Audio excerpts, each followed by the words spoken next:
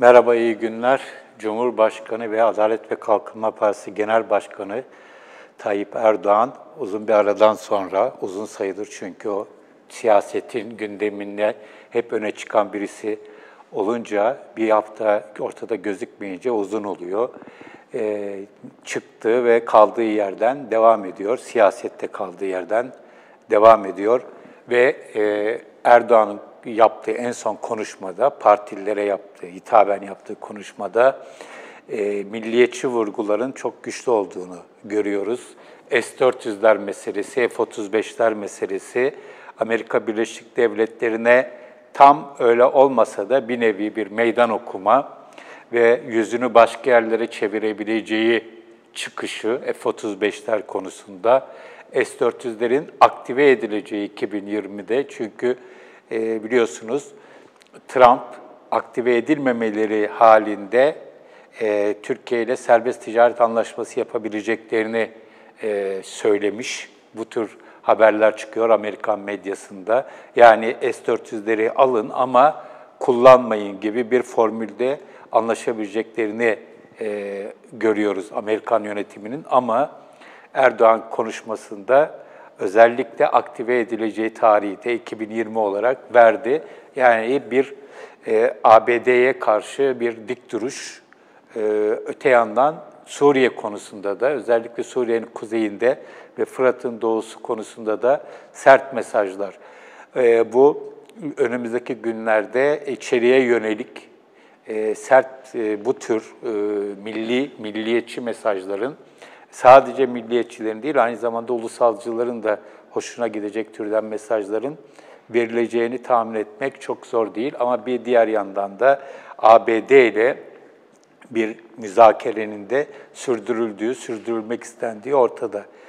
Bir diğer husus tabii ki AKP'den kopması söz konusu olan isimler, daha doğrusu koptukları kesinleşti artık çoğunun ve bunların kurması söz konusu olan partiler meselesi. Önce bir bakalım Erdoğan bu konuda bugün ne dedi, kurulması söz konusu olan partiler hakkında, sonra devam edelim. Değerli kardeşlerim, sağda solda birçok dedikodular var. AK Parti'nin mensupları dedikodularla amel eden değildir. Ve birileri parti kuruyormuş, şunu yapıyormuş, bunu yapıyormuş falan, hiç bunları kafanıza takmayın. Çok içimizden ayrılıp da parti kuranları gördük. Şu anda sorsam adını sanını bilmezsiniz. Bu iş böyledir. Çünkü bu tür ihanetlerin içerisinde olanlar bu işin bedelini de ağır öderler. Evet, aslında çelişkili, kendi içinde çelişkili bir çıkış. İki yönü var. Birincisi, bunlardan bir şey çıkmaz. Daha önce de böyle şeyler oldu. Çoğunun adını bile hatırlamıyorsunuz diyor. Yani bu nafile bir çaba diyor. Ama ardından bunu bir ihanet olarak tanımlıyor ve bedelini ödeyeceklerini vurguluyor. Dolayısıyla ikili bir duruş var. Hangisi sahici olan? Tabii ki ikinci söylediği sahici olan bana göre. Önemsiz olsaydı işte inmezdi, reklamlarını da yapmazdı ve önemsiz olsaydı zaten bir ihanet tanımlaması yapıp bir bedelden, ağır faturadan bahsetmezdi, bir gözdağı vermezdi. Bu belli, önemsiyor, çok önemsiyor. Ahmet Davutoğlu'nun Yavuz Oğan, Akif Beki ve İsmail Saymaz'a verdiği canlı yayınlanan 3 saate aşkın söyleşinin ardından yaşananlar da bize aslında bu olayın ne kadar ciddi olduğunu gösterdi. Davutoğlu'nun medyada ilk çıkışı, ki genel medyada değil, sosyal medya üzerinden, YouTube üzerinden yapılmış bir yayındı. Buna bile tahammül olamayan bir iktidarın diğer çıkışlarından hiç haz etmeyeceği ve bunu engellemek isteyeceği muhakkak. Ne yapabilir? Öncelikle medyada bir ablukaya alabilir, önüne engel çıkartabilir ki uzun zamandan beri yaşanan zaten bu. Davutoğlu zaten o yayının başında da kendisinin birçok yere başvurduğunu ama cevap bile alamadığını söylemişti. Ama zaten buna girişenler bu durumu biliyorlar. Buna göre hareket ediyorlar, buna göre hazırlıklarını yapıyorlar ve anlaşıldığı kadarıyla daha çok sosyal medya üzerinden çıkışlarını duyuracaklar. Bunu hiç yabana atmamak lazım. İstanbul seçimlerinde Ekrem İmamoğlu'nun esas olarak sosyal medya üzerinden kendini tanıttığını hatırlıyoruz, biliyoruz. Çok eşitsiz bir ilişkiydi ama Ekrem İmamoğlu buradan galip çıkmayı becermişti. Aynı şey aslında Ankara, Adana, Antalya gibi illerde de, belediye seçimlerinde de geçerliydi.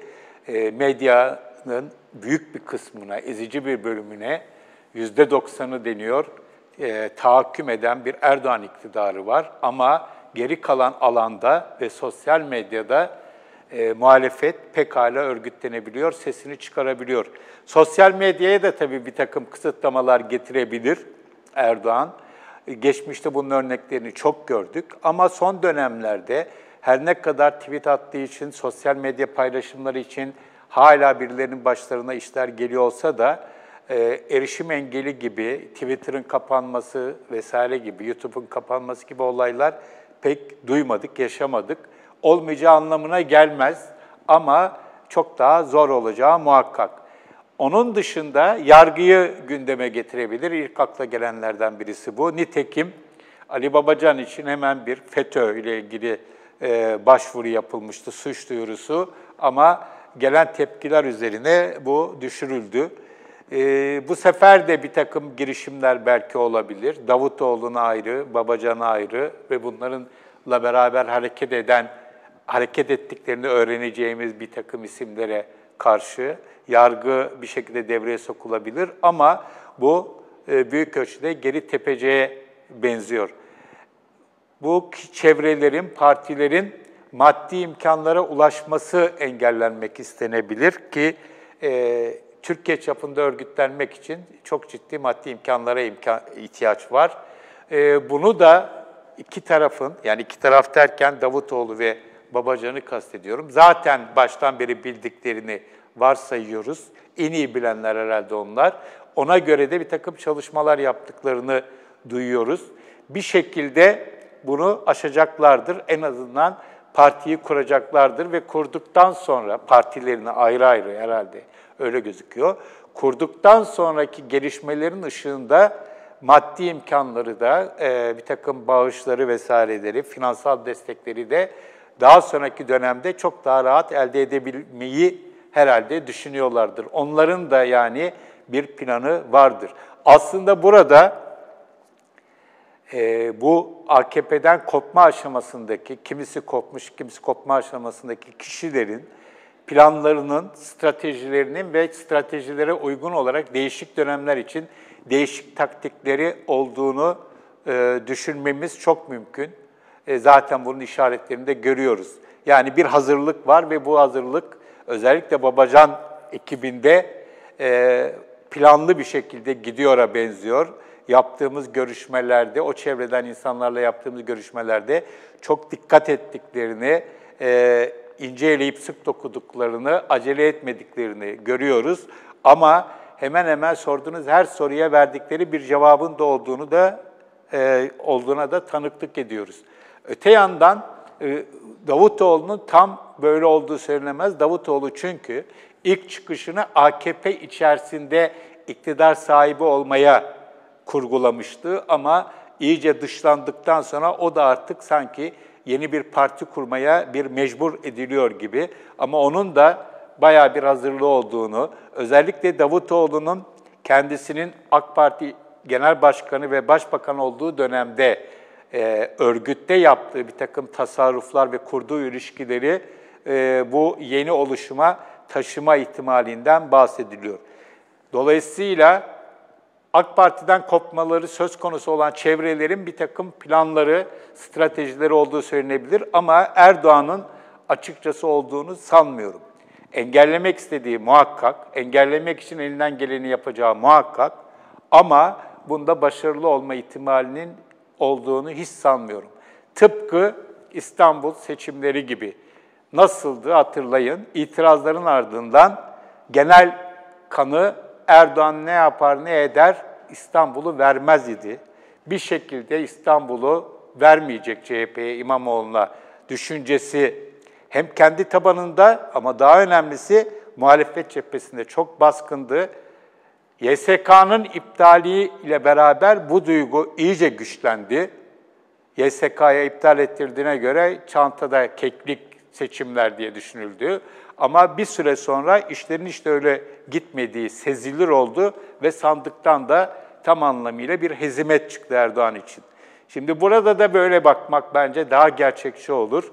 Erdoğan tabii ki elinden geleni yapacaktır. Tabii ki bu partilerin doğmasını engellemek isteyecektir. Doğarsa bile etkisini sınırlamak isteyecektir. Kendi partisinden, milletvekillerinden, yöneticilerinden, il başkanlarından olabildiğince az insanın gitmesini, başka kesimlerden de katılımın olabildiğince az olmasını ve bu partilerin daha doğarken ölü doğmasını sağlamaya çalışacaktır. Ama bence bunu başaramayacak. Bunu başaramayacak olması bu partilerin çok başarılı olacağı anlamına gelmez. Ama bu partiler Erdoğan'a rağmen kurulur ve ayrı ayrı ya da bir yekün olarak belli bir gücü ve etkiyi yaratırlarsa o zaman Erdoğan'ın imajı bir kere daha çok sert bir şekilde sarsılmış olacak. Yenilmezlik imajı zaten sarsıldı 31 Mart ve 23 Haziran'da. Bu sefer tek adamlığı da sarsılacak. Her ne kadar bugün konuşmasında tek adam yönetimi diye bir şeyin kendilerinde olmadığını söylese de biliyoruz ki olay aslında tek adam rejimi. Gerek Türkiye'de gerek partide tek adam ve zaten itirazların tamamı da buna yönelik. O hareketin içerisinde, partinin içerisinde ve ülke yönetimindeki kolektifliği iptal etmiş olmasına yönelik tepkiler. Peki Erdoğan ne yapabilir önümüzdeki dönemde? Geçen yayınlarda konuşmuştuk. Kabine değişikliği ve MYK değişikliği söz konusu olduğu söyleniyordu. Ama ben daha önceki yayınlarda da söylediğim gibi bunların hiçbir derde derman olacağı kanısında değilim. Kaldı ki bunların da çok da söz konusu olmayabileceği, fikir değiştirildiği, kabine revizyonunun ertelendiği yolunda spekülasyonlar öne çıkıyor. MYK konusunda da çok bir işaret yok. Tersine bugün Erdoğan, partinin olağan kongresinin sürecinin sonbaharda başlatılacağını söyledi. Bunu niye söylüyor? Tabii ki başlatılacak. Bu işte değişim beklentisi içerisinde olan, rahatsız olan partilileri bir anlamda yatıştırmak için söylüyor. Şimdi o eleştirileri, itirazları, rahatsızlıkları kongre sürecine ertelemelerini isteyecek. Kongreyle beraber, olağan kongreyle beraber birçok şeyin değişeceğini vaat edecek. Ama bu birçok şeyin ne olduğu konusu muğlak olacak ve nasıl değişeceği konusu da muğlak olacak. Yani Erdoğan son dönemde yaptığı gibi yine bir şeyleri, sorunları ötelemek, ertelemek ya da halının altına süpürmekle uğraşacak ve yenilgiyi, mutlak yenilgiyi olabildiğince geciktirmeye çalışacak kanısındayım. Bunda geciktirmede başarılı olabilir ama bu yenilginin mutlak anlamda bir yenilgiye dönüşmesini engelleyebilmesi şu haliyle mümkün gözükmüyor. Şu üslupla mümkün gözükmüyor. Son konuşmasındaki perspektifleri bir arada koyduğumuz zaman da mümkün gözükmüyor. Yine tekrar çatışmacı dile dönüş ama bu sefer çatışmacı dili içeriden ziyade dışarıya yönelik bir meydan okumalar şeklinde görüyoruz. Bu pekala içeriye de dönecektir. Yarın öbür gün dışarıda kavga edilenlerin içerideki işbirlikçileri olarak birileri suçlanacaktır. Tabii ki muhalefet ama ek olarak tabii ki AKP'den kopmaları söz konusu olan kişiler, diyelim ki Abdullah Gül, Ali Babacan, Ahmet Davutoğlu, bunlar da bir ABD ile eğer ciddi bir kapışma olursa ABD işbirlikçiliğiyle vesaire pekala suçlanabilecektir. Burada da görüyoruz ki yine Erdoğan bir pozitif bir şey üretmiyor. Yine bir çatışmayı, kavgayı Suriye'de meydan okuma, ABD'ye meydan okuma ve esas olarak olayı bir güvenlik ekseninden konuşma, güvenlik meselesini, milli güvenlik meselesini her şeyin önüne koyma böyle bir dil, milliyetçi bir dil. Buna karşılık hukuk devleti, demokrasi, temel hak ve özgürlükler konusuna tamamen pas geçme. Ekonomi konusunda da son dönemde ki yaşanan, daha doğrusu kurun olumsuz seyretmemesinin verdiği bir cesaretle ekonominin iyi gittiği yolunda bir söylem var.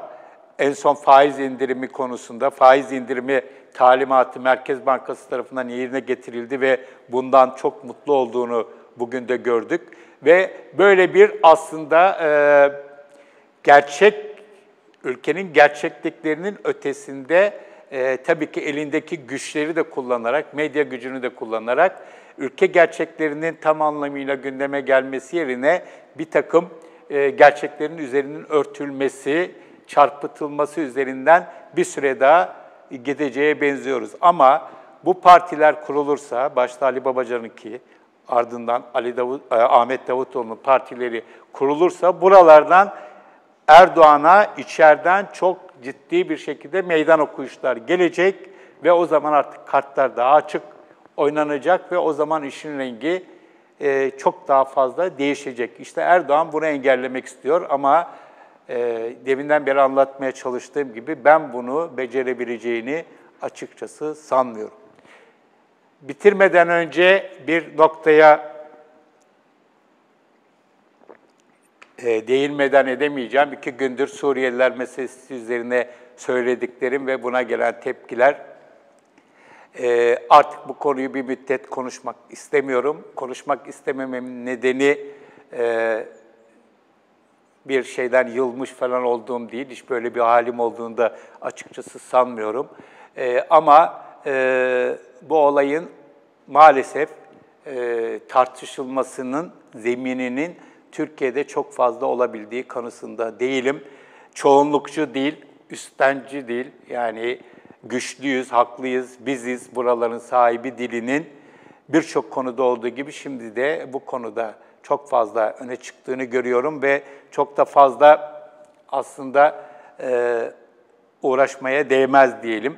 Ama şunu da özellikle vurgulamak lazım. Önümüzdeki günlerde Türkiye'nin siyaset gündeminin birinci maddesi ya da birinci olmasa bile öncelikli maddelerinden birisi Türkiye'deki sığınmacılar, göçmenler, mülteciler, misafirler ne derseniz deyin.